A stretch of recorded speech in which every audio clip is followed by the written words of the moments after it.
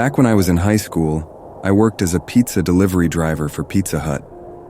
It was a familiar routine for me, as I also had a part-time job at Subway on the weekends. I want to make it clear that I was no newbie to the world of food delivery, and what happened on this particular night was anything but typical. Normally, I didn't take phone orders. Someone else at the restaurant usually handled that, and I would just pick up the pizzas and deliver them. This time was no different. I had just completed a delivery and went back to the shop to grab the next one. However, as I was leaving, my coworker mentioned in passing to ensure the customer paid in full. It struck me as odd, because that was pretty obvious, but I was in a hurry due to the icy conditions outside, so I didn't dwell on it. Driving to the address, which was about a 15-minute drive from the shop, I mulled over why my coworker had said that. I assumed maybe the customer had a reputation for seeking discounts or something. It was around 10:30 p.m., and the roads were quiet, with snow gently falling. As soon as I left the parking lot, I noticed a car speeding up behind me. It closed in, then slowed to match my speed. I couldn't make out the make or model of the car, but it's not uncommon for people to drive fast late at night here. Still, given the snowy weather, speeding wasn't wise. I maintained my pace, hoping the driver would either pass me or turn off, but they stuck with me. At a traffic light, the car pulled up alongside me. I usually avoid eye contact at lights to skip awkward interactions, but the driver started shouting, trying to get my attention. Glancing over, I saw a man aggressively gesturing for me to roll down my window. I pretended to be busy with the pizza bag, ignoring him. Once the light turned green, I sped off, but the car kept pace, the man still trying to catch my eye.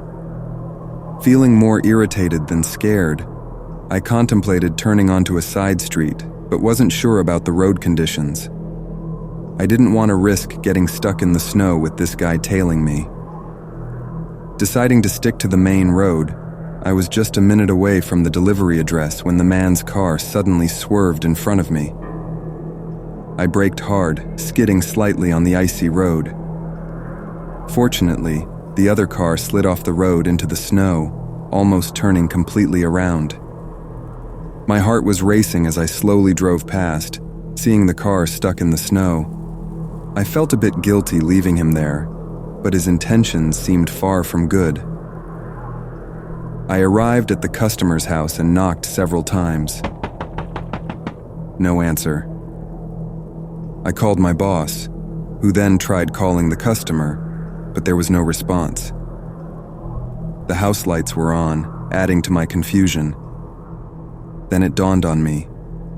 I quickly got back into my car and took a different route back to the shop. There, I explained everything to my boss. We both suspected the customer was the man in the car, his plan likely to get me to pull over so he could rob me. The fact that he wasn't at home, presumably because he got stuck in the snow, seemed to confirm our suspicions. My boss said he'd inform the police and provide them with the guy's number and address. He never followed up with me, so I'm not sure if he did, but we never heard from that customer again. Whether my theory was right or not, it was a night I won't easily forget. A reminder that a routine delivery job can sometimes turn into something much more unnerving.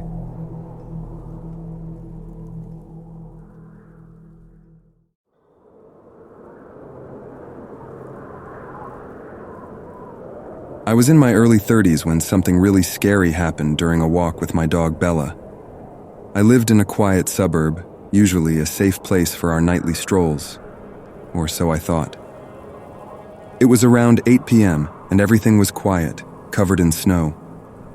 Bella and I set out for our usual walk around the neighborhood. Despite the cold, Bella was eager as ever, her tail wagging as we headed towards our favorite park.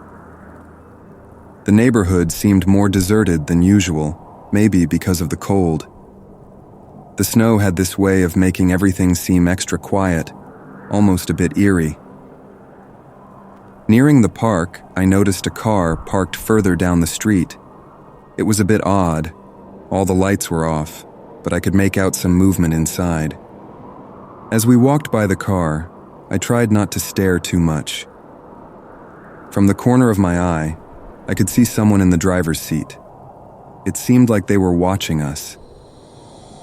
This made me feel slightly uncomfortable, but I brushed it off and kept walking.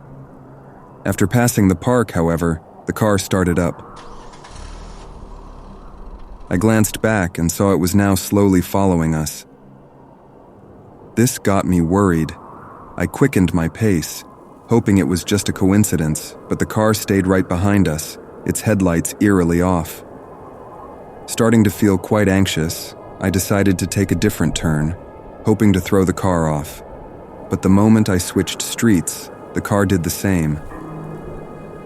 I held my phone tightly, ready to dial for help if things escalated. Bella, sensing my fear, stayed close. I remembered there was a shortcut nearby that would lead us to a more populated area, so we started walking in that direction. Then suddenly, the car accelerated, passing us and stopping a bit ahead. A tall man in a dark coat and beanie stepped out. "Excuse me, can you help me? I'm lost," he called out, his voice too calm for the situation. Alarm bells rang in my head. I held Bella's leash tightly, took a few steps back, and told him I couldn't help. Then I turned and started walking the other way. The man got back into his car and started it up again. Filled with panic, I began to jog, Bella by my side. Looking back, I saw the car turn and start following us again. We ran towards the main road, hoping to find some open store or people. Bella barked as we ran. When we reached the main road, I saw the lights of a convenience store still on. I rushed in, catching my breath. The clerk looked surprised to see us in such a state, but quickly locked the door and called the police after I explained what happened. Through the store window, we saw the car drive past slowly and then speed off into the night. The police arrived and took my statement, but without a license plate or a better description of the man, they couldn't do much. They offered to drive us home. That night really shook me. I had always felt safe in our neighborhood, but this incident changed that. Since then, I've been more cautious, changing our walking route and keeping my phone ready. The memory of being followed in the snow, the fear, and the relief of reaching safety is something that stays with me.